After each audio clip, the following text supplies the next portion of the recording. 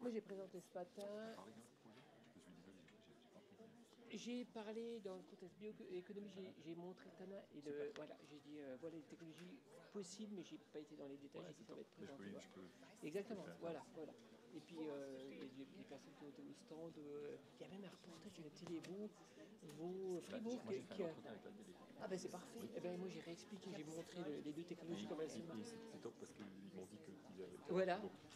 J'ai montré le prototype. Bah parfait, ça va. Une dernière question.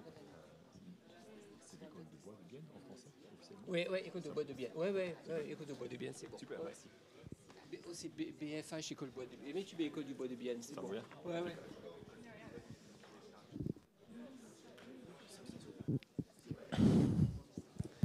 On va reprendre.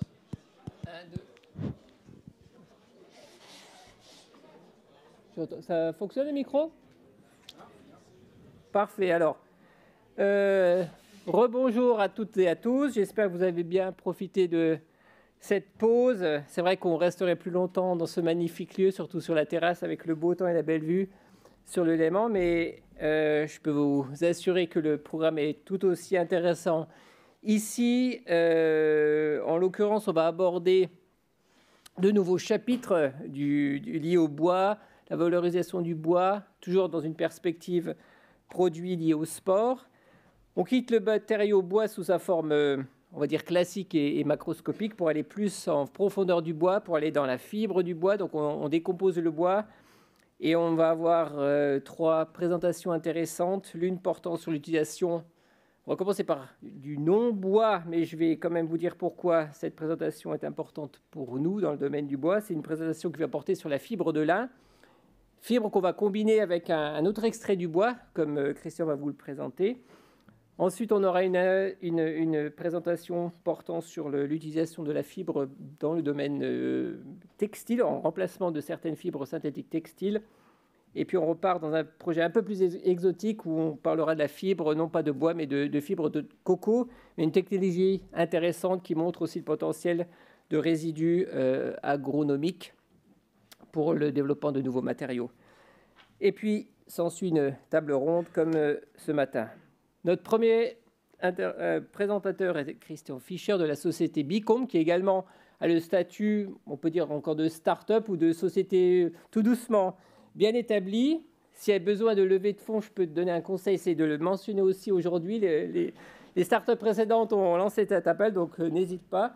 Et voilà, Bicom est une start-up fribourgeoise qui travaille depuis longtemps dans les tissés et les matériaux d'ingénierie liés à la fibre naturel. Et puis Christian a un passé ingénieur EPFL, matériaux, et puis une casquette d'entrepreneur puisqu'il est maintenant à la tête de cette société. Et voilà, la parole est à toi. Merci beaucoup Frédéric, merci. Oui, super. Moi, j'ai un petit peu la bougeotte, donc je préfère prendre le micro comme ça à la main. Donc, merci beaucoup déjà de m'avoir invité. C'est un grand plaisir de faire ma petite contribution à cette journée du bois roman. Comme Frédéric l'a déjà dit, on est un petit peu le mouton, peut-être pas le mouton noir, mais on n'est pas tout à fait blanc en tout cas, puisqu'on travaille pas le bois, mais la fibre de lin. Il y a 2 liens clairement avec le bois. Bon, le premier, c'est que la fibre de lin est une fibre à base de cellulose, comme le bois, dans laquelle par contre la cellulose est, pour nous, qui visons à faire des composites mieux organisés que ce qu'elle est dans la fibre de bois. Donc ça, on va voir, ça nous permet d'obtenir des performances, des très très hautes performances. Le deuxième, comme le disait aussi Frédéric, c'est qu'on a ce projet maintenant depuis je crois 2 ans avec l'école de bois de Bienne, qui vise justement à combiner nos fibres naturelles, nos renforts qu'on va voir plus en détail dans les minutes qui viennent, avec une résine biosourcée à base de tanin de bois, où là, clairement, pendant qu'aujourd'hui, on combine encore nos fibres avec des résines synthétiques, clairement, demain, l'objectif, c'est d'avoir un matériau composite 100% biosourcé à base donc d'une résine à base de tanin de bois, et puis les fibres naturelles qui viennent du lin. Donc voilà, clairement, Comme disait Frédéric aussi, on est basé à Fribourg, on a maintenant 10 ans, donc on n'est plus en termes de terminologie d'entrepreneuriat, on n'est plus vraiment une start-up, mais ce qu'on appelle une scale-up. Vous allez voir qu'on a fait nos preuves dans plusieurs marchés, puis on est maintenant en train de préparer l'entreprise pour devenir un fournisseur automobile. Et puis, donc voilà, mais clairement, et c'est aussi, je pense, un des points très importants aujourd'hui. On sent aussi que ces industries, telles la mobilité, sont extrêmement demandeuses de solutions durables. On parle de plus en plus d'économie circulaire. Et moi, j'ai toujours, il y a encore 18 mois, tout ce qui était lié à la durabilité de nos solutions était encore un sujet marketing qui généralement venait à la fin du cycle de validation qu'on faisait avec nos clients. Aujourd'hui, c'est devenu la porte d'entrée. C'est-à-dire que quand un nouveau fabricant de voitures, un fabricant automobile nous contacte, en général, il nous demande déjà d'apporter les preuves qu'on va être plus durable en termes d'émissions CO2, en termes d'énergie grise, que ce qu'on vise à remplacer. Donc ça a complètement, le mindset est en train de complètement changer. Et clairement, personnellement, je pense que c'est une très bonne chose. Et pour Bicomp aussi, clairement, ça l'est. Donc, entrer un peu plus dans le détail. Qu'est-ce que fait Bicomp? Déjà, pour vous situer, je crois que tout le monde connaît les fibres de carbone, que ce soit votre cadre de vélo ou peut-être votre raquette de tennis. On a beaucoup aussi entendu parler un peu dans cette transition de matériaux dans l'aviation, où il y a encore 20-30 ans, on utilisait beaucoup les alliages aluminium, et puis maintenant les composites carbone sont entrés en force chez les gens comme Boeing et Airbus. Nous, on utilise, donc on a développé une technologie de renfort. Par contre, on n'utilise pas des fibres synthétiques. Comme je le disais en entrée, on utilise les fibres de lin. En termes de business, clairement, on est concentré sur la partie que vous voyez au centre. Donc, vraiment, notre métier, c'est de développer, de produire et de vendre des renforts. On va voir aussi que en fait, ça va au-delà du rouleau, dans le sens où on vend vraiment un matériau, des solutions semi-finies. Par contre, en termes technologiques, comme on est venu sur le marché avec une solution tout à fait qui est complètement neuve, on a dû couvrir toute la largeur de la chaîne de valeur. Donc, on a développé la compétence allant du champ de lin, de la plante et vraiment de l'extraction de la fibre, en passant par la filature et puis le tissage. Et c'est là où justement on fait la différence. Vous voyez un petit peu déjà, en regardant l'architecture des tissus que vous voyez, que optiquement ça se différencie quand même fortement des tissus de lin que vous connaissez des chemises typiquement, et jusqu'à comment est-ce qu'on va transformer ces matériaux de renfort en pièces. Vous voyez à droite une porte de la Porsche GT4 de course. Donc c'est typiquement une des applications où on a maintenant depuis 3 ans, on a remplacé le carbone qui était utilisé dans cette pièce par notre solution, et où clairement on a dû démontrer aux gens de comment faire des pièces avec les aspects de qualité et selon les normes qui sont forcément très poussées pour quelqu'un comme Porsche. Mais encore une fois, en termes d'après de notre métier, nous on vend le matériau, on le vend aux gens qui font les pièces, qui vont faire les pièces pour Porsche. Donc on a vraiment un rôle assez loin en arrière dans la chaîne de valeur, et ça nous permet en fait de couvrir beaucoup d'applications différentes. On voit aussi que en termes de vraiment avantages qu'on apporte, on va voir des exemples où on arrive à enlever jusqu'à 50% de poids. Donc c'est vraiment un bénéfice très, très net. Et de plus en plus, je le disais en entrée, les gens nous demandent aussi d'apporter justement des preuves et de montrer combien d'émissions de CO2 en termes d'énergie grise on peut enlever, sortir par rapport aux matériaux de base. Où typiquement dans cette porte de Porsche, on enlève 85% des émissions grises. Oui. Ah, pardon. Oui. Si jamais, on avait envoyé une version française, mais je vois que c'est les slides anglais. Mais j'espère que ça va pour tout le monde. Pas de souci. OK, super. Donc, je le disais aussi, une chose qui est très importante pour les startups, c'est de venir avec un bénéfice très significatif. Vous n'avez aucune chance en tant que startup si vous venez avec un bénéfice de 5 ou 10%. Le risque associé, le risque de votre futur client associé à changer du fournisseur actuel à vous comme startup est beaucoup trop important. Donc vous devez devenir avec un avantage très net pour que justement le jeu envaille la chandelle, entre guillemets, et pour vraiment presque forcer les clients à changer. Deuxième, donc vous voyez que typiquement, on va en parler plus tard, dans l'industrie automobile, on a une solution qui nous permet d'enlever 50% du poids. Donc on a l'allègement et en plus on enlève énormément d'émissions de CO2. On a à l'époque commencé dans l'industrie du sport et loisir. Pourquoi? Parce que de nouveau, en tant que start-up, vous devez de commencer par un marché avec des barrières d'entrée le plus faibles possible, qui va vous permettre de pénétrer le marché le plus vite possible. Je dis toujours, dans l'industrie du ski, en principe, la seule réglementation qui existe pour laquelle vous pouvez être porté responsable, c'est la norme ISO sur l'arrachement de la vis de la fixation. Tandis que quand on parle de voitures ou encore d'aviation, on a aussi des projets maintenant dans l'aviation, les spécifications sont à un niveau très très poussé et légalement ça demande une structure beaucoup plus solide pour entrer sur ce type de marché. Donc à l'époque on était entré dans l'industrie des sports loisirs, on va voir quelques exemples après. On a identifié après la plateforme de sport automobile comme notre porte d'entrée pour la mobilité à grande échelle.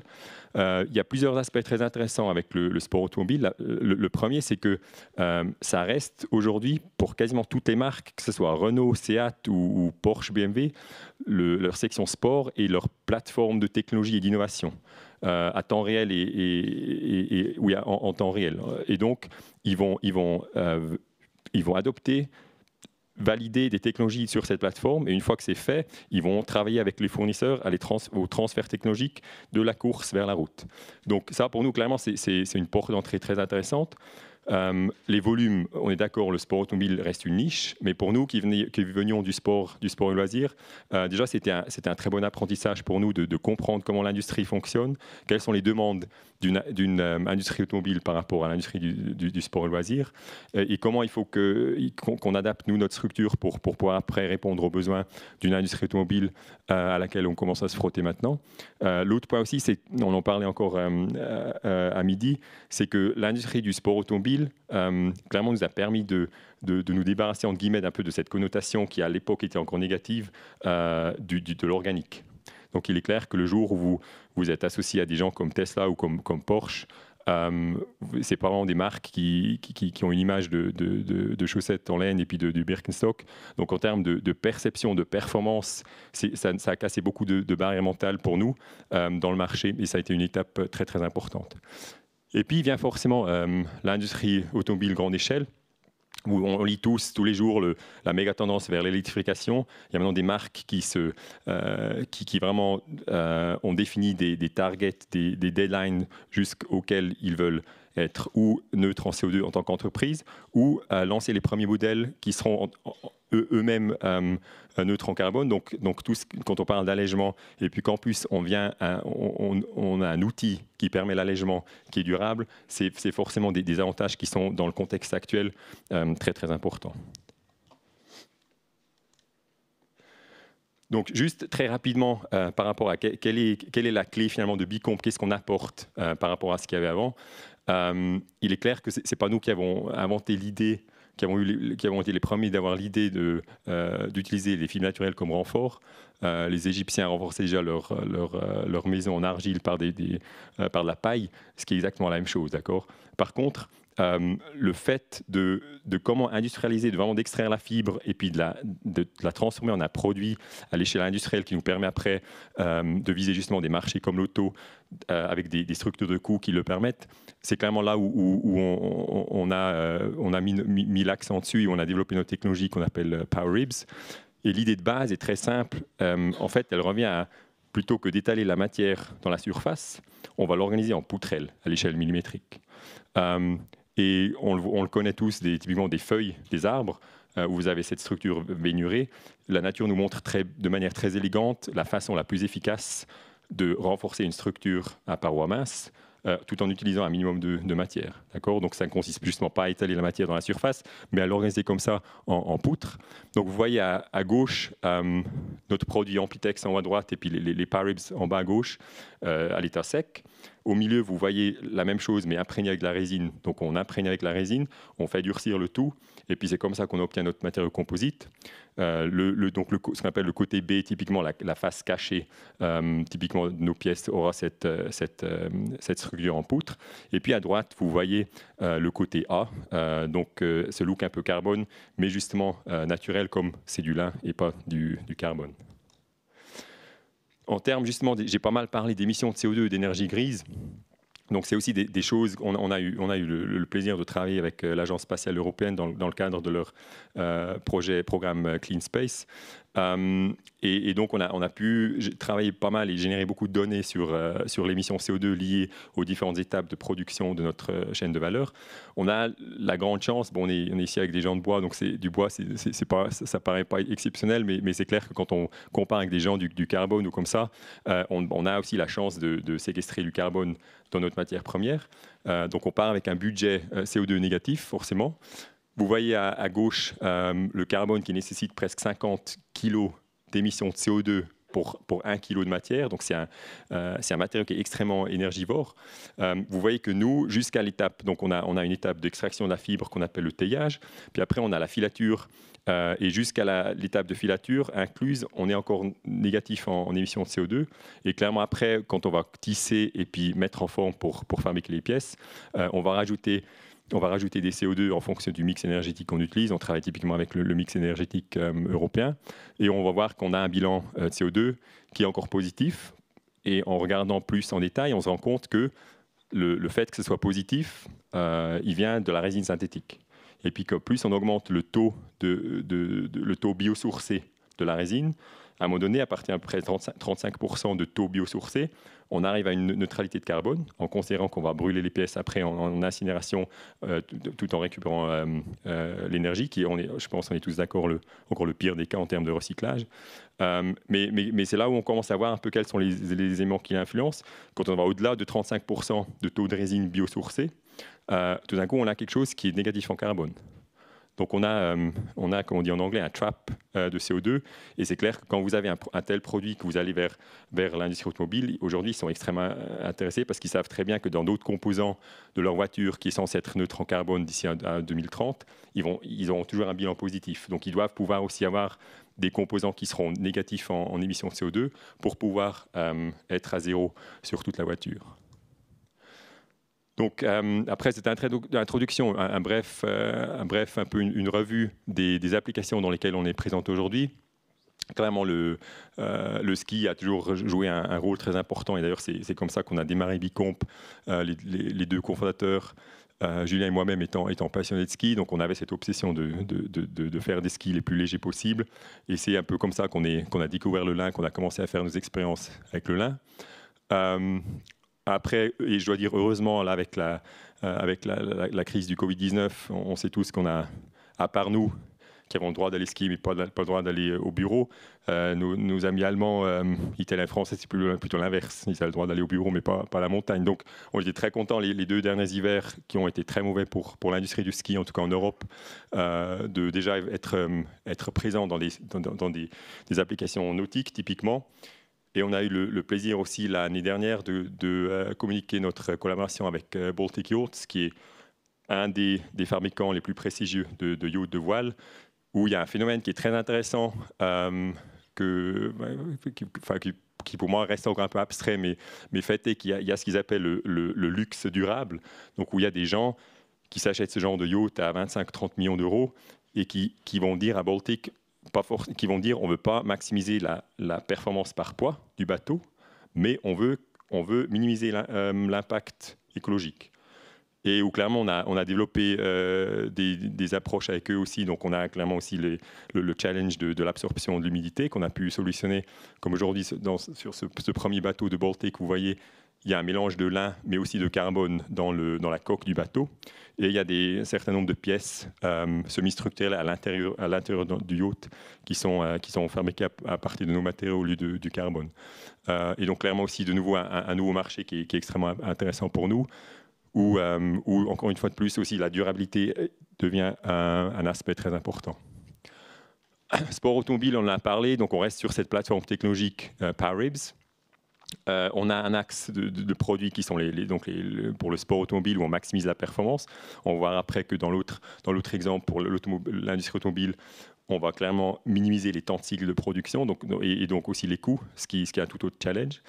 J'ai parlé de Porsche avant. Porsche a présenté il y a un mois à Munich, dans le cadre de la IA, ce qu'ils voient comme le futur du sport automobile, et aussi clairement les technologies qu'ils veulent utiliser dans les voitures de série à venir. Vous voyez, pas très bien sur l'image, mais vous voyez ici la garniture de porte, qui est faite avec nos matériaux. Vous voyez, c'est le diffuseur arrière qui est fait avec les matériaux Bicomp. Vous voyez peut-être que ce n'est pas la couleur naturelle, donc c'est un gris très métallique que Porsche a voulu utiliser. Donc de nouveau, un avantage sur les fibres synthétiques, c'est qu'en termes de design, ça ouvre des portes qui n'étaient pas connues avant, dans le sens où on peut teindre les fibres comme des fibres textiles. Vous voyez aussi là, dans l'habitacle, on a le dossier du siège. Vous voyez mieux la couleur qu'on a le rendu. Et en tout, dans cette voiture, il y a à peu près une trentaine de pièces faites avec notre système. Et clairement, Porsche est un très bon exemple justement de cette stratégie de course à la route, comme je disais avant. Et pour justement finir, donc là, on est de nouveau sur les Power Ribs, mais on va donc sur des systèmes thermoplastiques qui nous permettent de produire des pièces en moins d'1 minute. Où là, typiquement, on a une collaboration aussi dont je peux parler avec Polestar, la marque électrique de performance de Volvo.